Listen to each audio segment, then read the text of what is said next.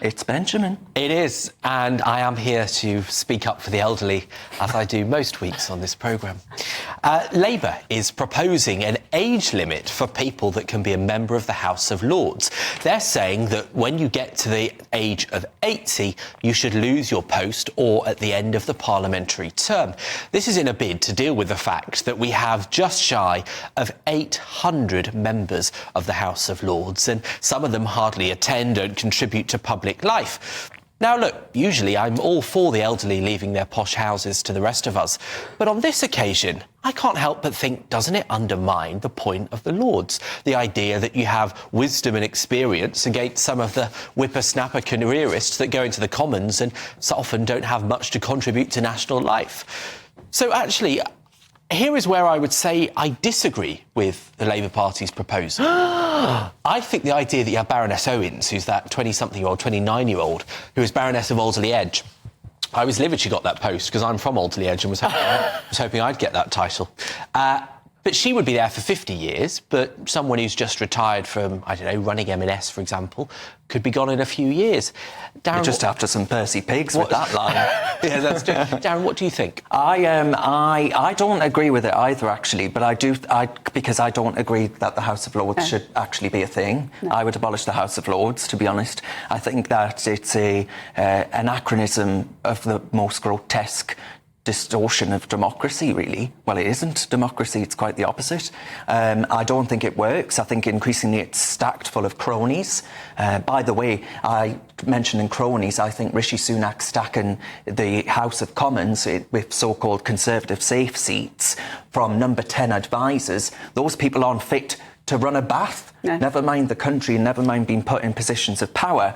So I think the whole thing is an absurdity. I think the Labour Party should have been bold and brave and gone ahead with what Sir Keir Starmer actually said he was going to do, which was the abolition of the House of Lords. But then wouldn't you be a little bit concerned if there was an elected second chamber that it would compete with the Commons in a similar way to we see the two houses in the United States of America? Look, I take the points on it being anti-democratic.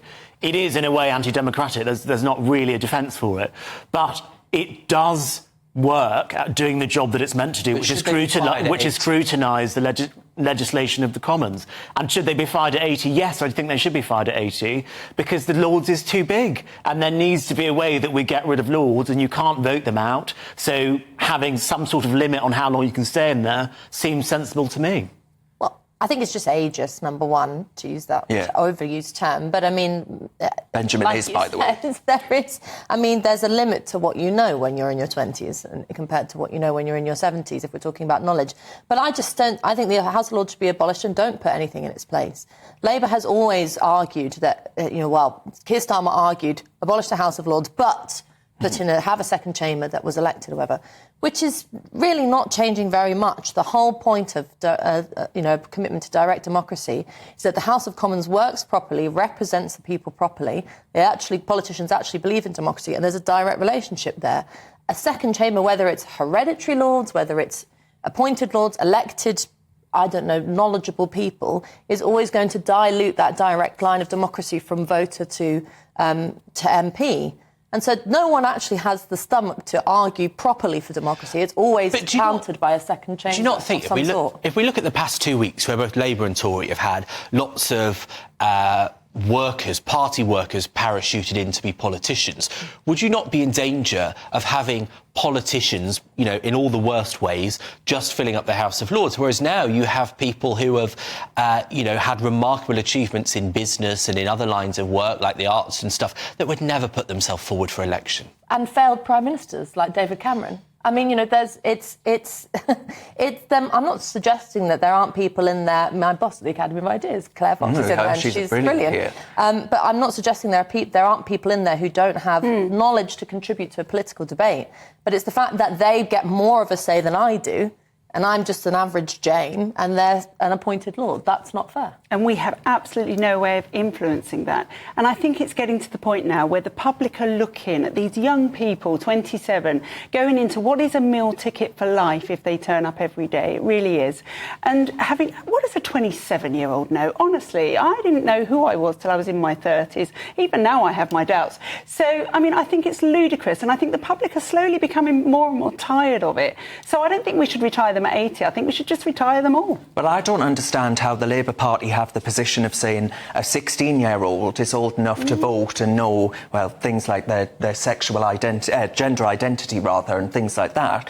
And then also an 80-year-old is too old, right? It seems that there are two extremes. But it's a way to bring down the numbers of lords and ladies in the House of Lords. That is the function of this policy. Why don't they just stop filling it with their cronies? Yeah. Well, that is another way to do it, but the point is the incentives once you are... His political options are running out. Don't be horrible. Benjamin Butterworth, you just said you wanted to be the Baron of Oldley Edgerman. I think Baron Benjamin Butterworth has got a great ring. The point that I was making is that the incentives, once someone is the leader of a party or becomes the Prime Minister, to fill the Lords with people that are going to vote through your policies are there. Keir Starmer will do it. He might say he wants to do all of this. He wants to say he wants to do all of this stuff to kind of reform the House of Lords. He will fill it with his cronies. So a way to reduce the number of Lords at the top end is to have an age limit on it. And really, why do we want 80-year-olds to be doing this really quite hard work of scrutinising legislation? Do they not have more knowledge? A term limit would be a better idea. But the problem with that, so you have to be reappointed after, say, 10 years,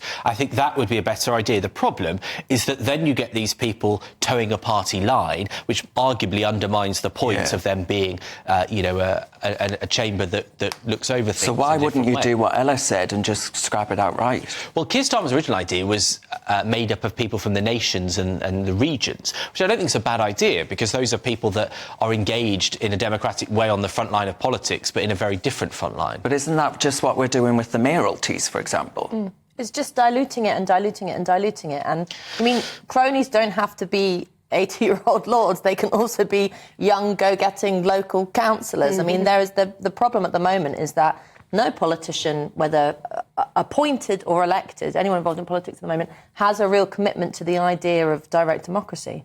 So if you don't have that, you always have a problem. But do you fundamentally think that unicameral political systems are better, which is when there's just one house, by the way, are better than the ones where there are two different scrutinisation chambers? You know, Norway, for example, I think is one example of a country where they just have one chamber. Do you think democracy works better in Norway than it does in the UK or the US? Well, it's not an automatic fix. Obviously, you still have the issue of the fact that the parties at the moment aren't serving the people that they are meant to represent. But it's a bit like the Brexit issue. The reason I was in favour of leaving the European Union was simply because it would allow us to put more direct pressure on our elected representatives here. The British political elite weren't able to say, oh, sorry, not my fault, someone over there. So the more you can have pressure on an elected representative to do their job in the way that you want them to do it, I think the more you will get out of politics. So it's not like abolish the Lords now and everything will be wonderful. I mean, I think we should go for the Crown as well, but maybe that's another debate. But it's about the fact that it gives you a more direct line to put forward the arguments you want and not have it diluted. I mean, I'm not a fan of the Rwanda plan at all, but I think the fact that the Lords made it their business to stop it showed the problem that But it got through in the end, though, didn't it? I know, but after being, wasted so much time and being sort of stripped of all its teeth, and it was who are these people? Why are they allowed to do that? All right. It was pretty outrageous. But somewhat refreshing to hear Benjamin Butterworth actually speak about the elderly and not wish them to be... And disagree with Labour. Yeah. That's what I'm more shocked about. Yeah, there goes his safe seat. I'm never going to get a place in the Lords because I'm clearly not enough of a crony. No, right.